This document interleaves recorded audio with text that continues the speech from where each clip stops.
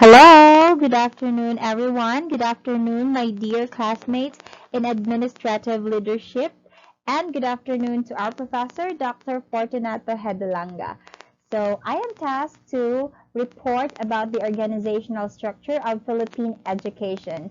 By the way, my name is Denise Lisel A. Tibubos. Alright, so now let's get started. Let's go to the next slide. So first we have the RA 9155. So what is RA 9155?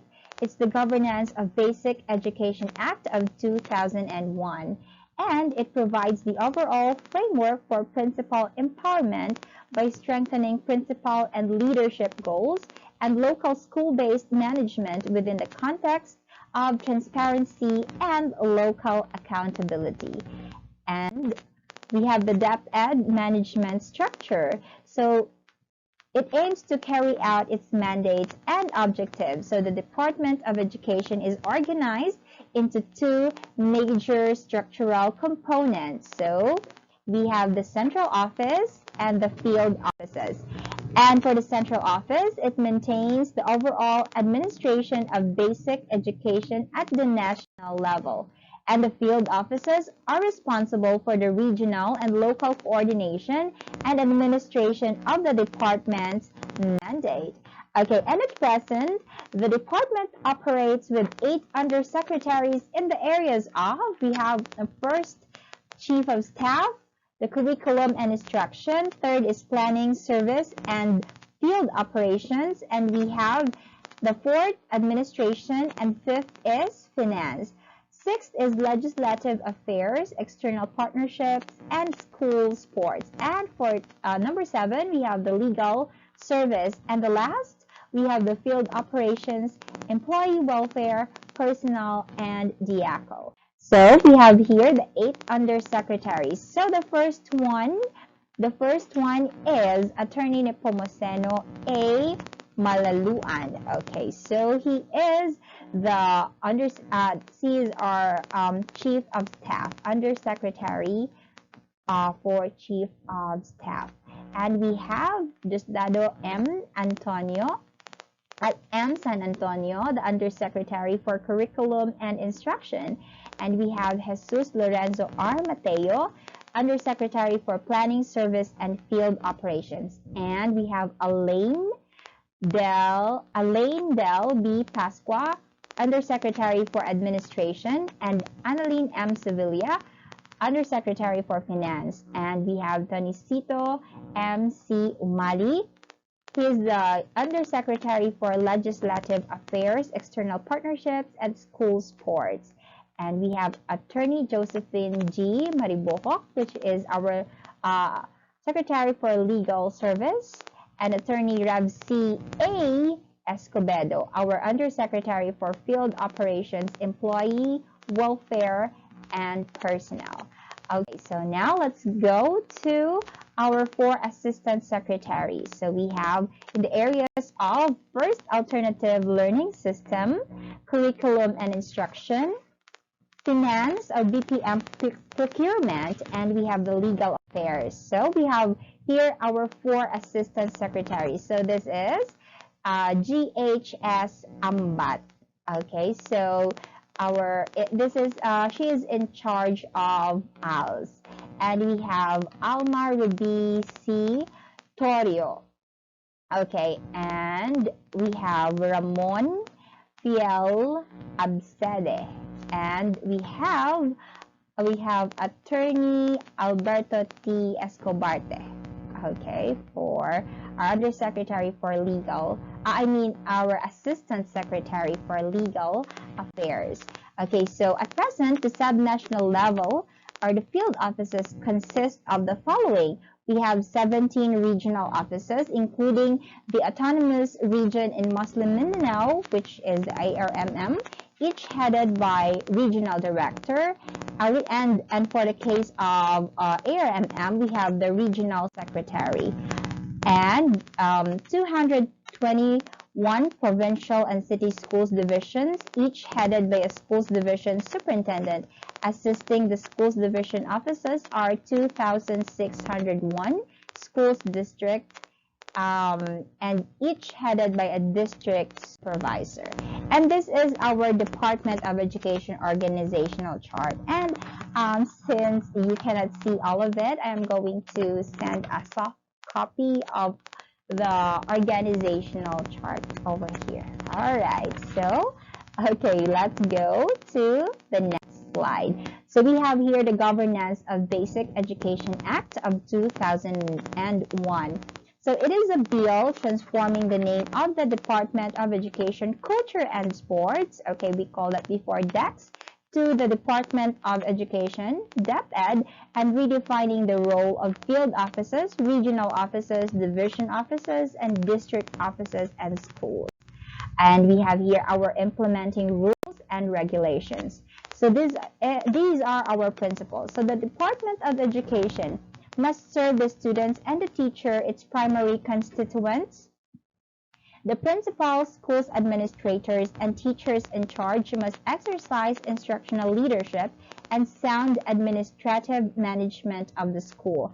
And the school is the heart of the formal education system. And the parents and the community shall be encouraged for active involvement. All right, so now let's go here. So we have the powers, duties, and function of the secretary. So the Secretary of the Department of Education shall exercise overall authority and supervision over the operations of the department. So this is our Secretary, Leonor Magtales Briones. And now let's move on. So the powers, duties, and functions. So the Secretary of the Department of Education shall exercise overall authority and supervision over the operations of the department. And for the national level, in addition to his or her powers under existing laws, the Secretary of Education shall have authority, accountability, and responsibility for the following. First is formulating national educational policies. Next, formulating a national basic education plan. Third is promulgating national education standards. Fourth is monitoring and assessing national learning outcomes. Fifth is undertaking national educational research and studies. And sixth is enhancing the employment status, professional competence, welfare, and working conditions of the personnel of the department. And the last, enhancing the total development of learners through local and national programs and or projects. Okay, we have the implementing rules and regulations. So for the regional director, so there shall be as many regional offices as may be provided by law. Each regional office shall have a director, an assistant director, and office staff for programs, promotions, and support, planning, administrative, legal, and fiscal services. Okay, so for Region 6, our newly appointed regional director is Dr. Ramir B. Oitico. Alright, so now let's go to the next page. So we have the powers, duties, and functions. So the powers, duties, and functions of regional director is defining a regional educational policy framework which reflects the values, needs, and expectations of the communities they serve. Second is developing a regional basic education plan. Third is developing regional educational standards with a view towards benchmarking for international competitiveness. Fourth is monitoring, evaluating, and assessing regional learning outcomes. Fifth is undertaking research projects and developing and managing region-wide projects which may be funded through official development assistance and or other funding agencies. And sixth, ensuring strict compliance with prescribed national criteria for recruitment, selection, and training of all staff in the region and divisions. Okay, we have seventh, formulating in coordination with the Regional Development Council the budget to support the regional education plan, which shall take into account the educational plan of the division and districts. 8 is determining the organizational component of the divisions and districts and approving the proposed staffing pattern of all employees in the divisions and districts. And 9th is hiring, placing, and evaluating all employees in the regional office except for the position of assistant director. And 10th, evaluating all schools division superintendents and assistant division superintendents.